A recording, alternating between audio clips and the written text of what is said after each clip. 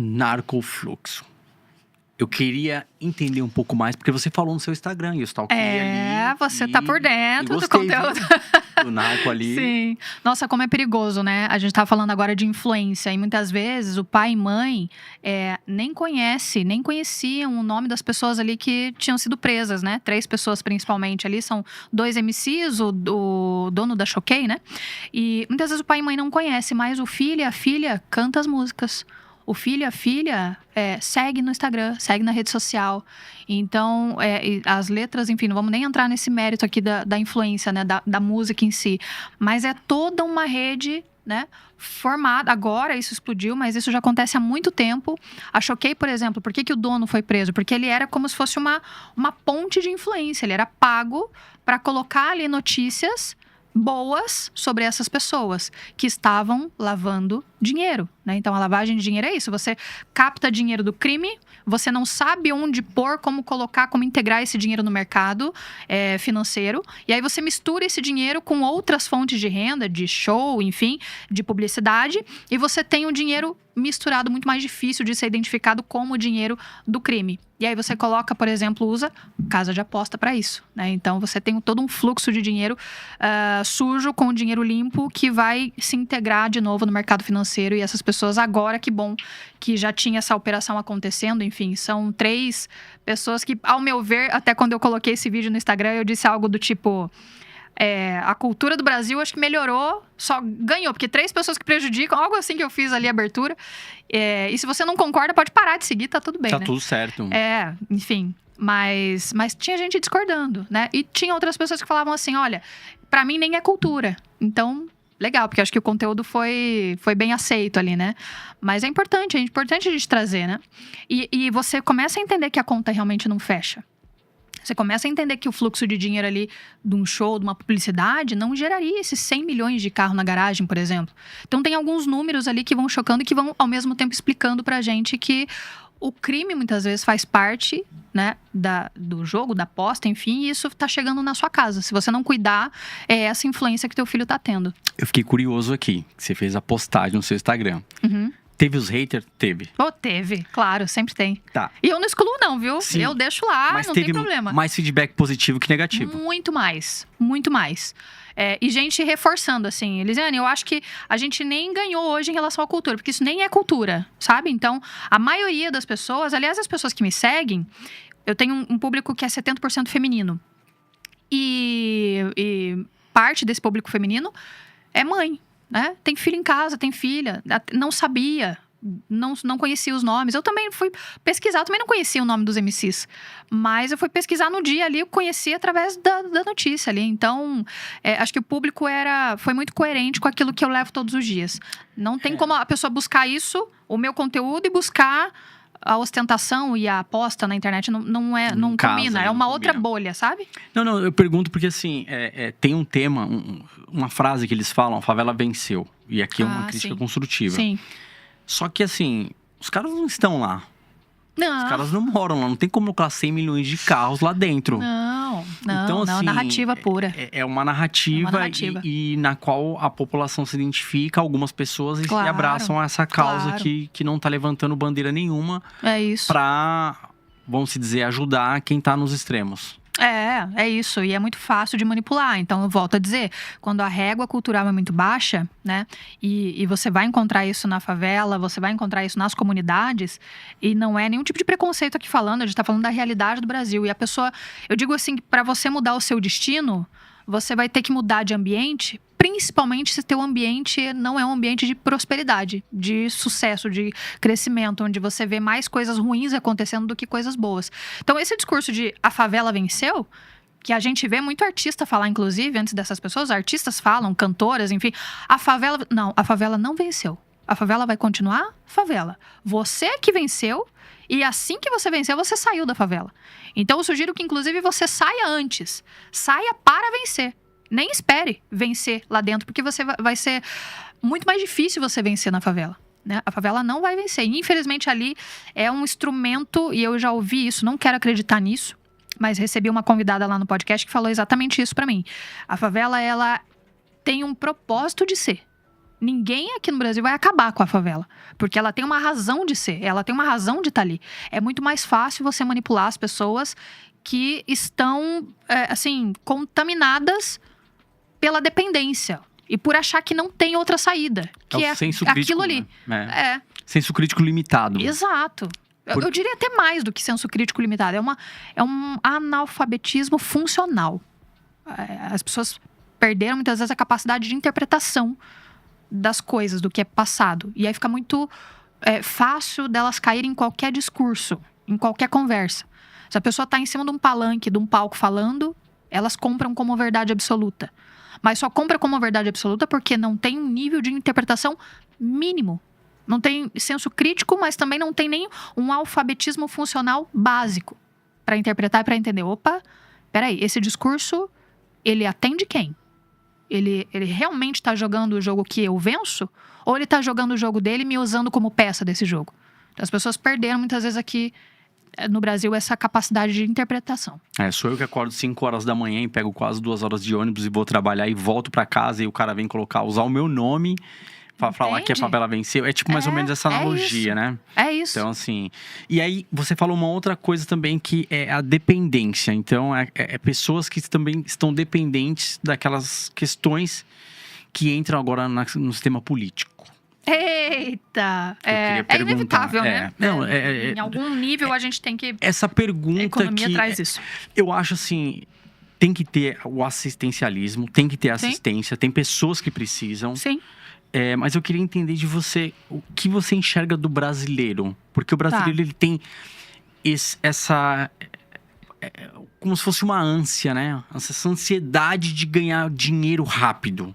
Sim, sim. E aí, ele tem um auxílio. Mas, a partir do momento que ele tem um auxílio, ele quer multiplicar. Só que ele não conhece de mercado financeiro. E aí, ele vai tentar multiplicar o dinheiro dele de forma errada, que são os jogos de azar. Sim. Quero que você fale sobre esse assunto. Acho que a gente consegue abordar de dois vieses diferentes aqui. O primeiro viés é assistencialismo. Elisiane, você é contra o Bolsa Família? Jamais. Não. Creio que tem gente que precisa. E só vai ser contra a Bolsa Família, assim, no sentido de exterminar do dia pra noite, quem nunca passou fome ou nenhuma dificuldade consigo mesmo, com seus filhos, com a sua família. Então, não sou contra, mas eu repensaria o Bolsa Família, coisa que eu não acredito que vai acontecer no Brasil também, pelo formato de sistema político que a gente tem, mas eu repensaria, se tivesse esse poder, para que o Bolsa Família tivesse uma porta de saída. As pessoas hoje não enxergam uma porta de saída. Pelo contrário, elas enxergam o Bolsa Família como única e última alternativa e isso traz uma satisfação para as pessoas no sentido de, para que eu vou trabalhar? Para ganhar X? Se eu já ganho Y aqui sem trabalhar, ficando em casa. Tá tudo bem. Então, você que paga imposto, você que trabalha. Não que essas pessoas não paguem essa conta. E é uma ilusão também trazer isso, né? Mas eu não pago imposto porque eu recebo Bolsa Família, então eu estou no CAD, eu ganho menos de 5 mil reais, eu não pago imposto. Você paga imposto no pãozinho que você compra de manhã na padaria, né? Ele está disfarçado, o nome é inflação. A inflação é um imposto invisível. Então, todo mundo paga a conta do mau assistencialismo, do excesso disso. E, por outro lado, quando você traz isso para as pessoas que querem multiplicar, que, assim, eu não entendo como 100%, tá? Aliás, é a minoria que pensa nisso. Mas querem multiplicar, querem fazer esse dinheiro gerar mais dinheiro. Muitas vezes o caminho mais fácil que se coloca para elas é o caminho que vai fazer elas perderem dinheiro, né? Então, é o caminho da aposta, é o caminho do jogo, é o caminho da promessa, que volta na nossa conversa anterior de, caramba, a régua da pessoa é tão baixa, a capacidade de interpretação, o senso crítico, né? O alfabetismo funcional é tão baixo que é muito fácil de enganar. É muito fácil da pessoa olhar os stories ali do influencer e ele divulga a casa de aposta com a vida dele ganha, morando na mansão, com o carrão na garagem. E a pessoa que está olhando, imediatamente ela faz a conexão. Se ele está me dizendo para apostar e ele tem essa vida, eu quero a vida dele. Eu também vou apostar. Então, isso não vai pegar o pessoal que tem uma vida melhor aqui no Brasil, que tem uma condição melhor, que estudou mais, que se preparou, que se tornou um bom profissional, estudou. Não. Quem que ele vai pegar? É o pessoal que tem menos capacidade de interpretação. Então, é um jogo até injusto, né? Porque as pessoas que têm mais poder, através dessas casas de jogo, de aposta, elas estão fazendo a vida, já fizeram a vida com as pessoas que têm menos poder aquisitivo, que recebem auxílio.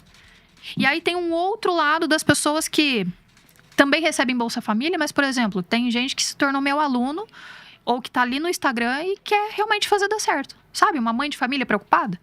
Então também tem esse terceiro, assim, tem 3 vieses aí. Né? Ela já entendeu que a aposta não é o caminho, ela vai procurar multiplicar. Dá para sair? Dá.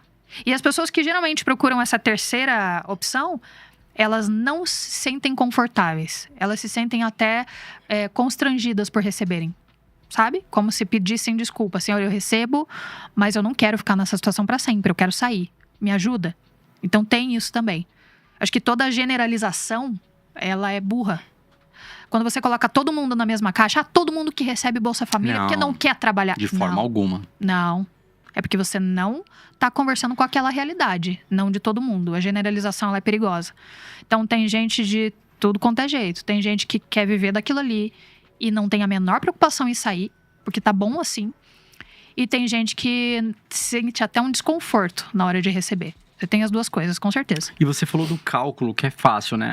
O aumento do salário mínimo foi 5%? 5%? E a inflação Sim. tá em 15% agora? A dos 12 meses agora acumulado, 4,89%. Só que a inflação ela é uma pegadinha, né? Porque o 4,89% é a média do IPCA. Então, é o principal índice de inflação, que é o índice de preço ao consumidor final. Mas muitas vezes tem produto mais básico que subiu muito mais do que isso. Só que na média fica esse 4,89. Por isso que você vai no mercado e você tem a impressão que tá muito acima a inflação. E tá. Porque no preço de cada item básico, da cesta básica mesmo, o preço está subindo muito mais do que 4%, 5%. Ou seja, e o salário não acompanha, óbvio. O salário não, o auxílio não vai acompanhar. Então, muito uma hora essa conta não vai fechar. Já não fecha, né? É difícil, assim, a gente imaginar. Já não fecha. Mas uma vez eu ouvi algo que é interessante, né? Por que muitas vezes você vai querer mais da vida, mais de conforto, se tudo que você conhece é aquilo ali? Então, às vezes, até a tua vontade de crescer e mudar fica prejudicada, se tudo que você conhece... Por exemplo, eu vou te dar um exemplo. Você gosta de esquiar? Nunca esquiei. Pronto. Você tem muita vontade de esquiar? Não. Não, porque você nunca fez. Tá tudo bem. Tá tudo bem. Então não tem uma vontade. Agora leva pro nível das pessoas que vivem muitas vezes de auxílio, né? Você quer receber 2, 3 mil e ter o conforto de quem tem 5 mil, 10 mil, 15 mil reais? Nem sei, porque eu nunca tive. Eu tô vivendo aqui, não tô trabalhando, tô recebendo todo mês. Minha vidinha tá... Eu tô vivo, tô alimentado. É isso. A vida virou isso. É triste dizer isso. Mas lá em casa a gente tem até uma brincadeira, assim, olha, se a gente quiser o próximo nível, a gente vai ter que lamber o próximo nível, a gente vai ter que experimentar. Então, por exemplo, quando a gente era CLT, a gente foi numa casa de um chefe do meu marido, que era uma super casa. Pra gente, na época, era uma super casa. Hoje, é muito menos do que a casa que a gente vive. Mas na época, principalmente eu, fiquei desconfortável de entrar na casa. Fiquei desconfortável na hora do jantar. Fiquei desconfortável de usar a louça. Fiquei desconfortável de beber a bebida que ela estava tomando, que a anfitriã estava tomando. Fiquei desconfortável de sentar no sofá. Fiquei desconfortável, porque não era o meu ambiente. Mas eu experimentei naquele dia um nível acima do que o nível que eu vivia. E isso é bom, sabe?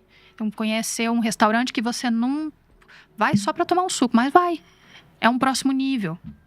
Por quê? Porque o ser humano precisa de uma motivação, ele precisa de um incentivo. E o teu cérebro precisa entender que você é capaz, que tá tudo bem, que não é um lugar de perigo. Então, na época, eu digo que eu meio que expurguei aquele nível, porque eu fiquei toda travada. Mas era importante que eu conhecesse.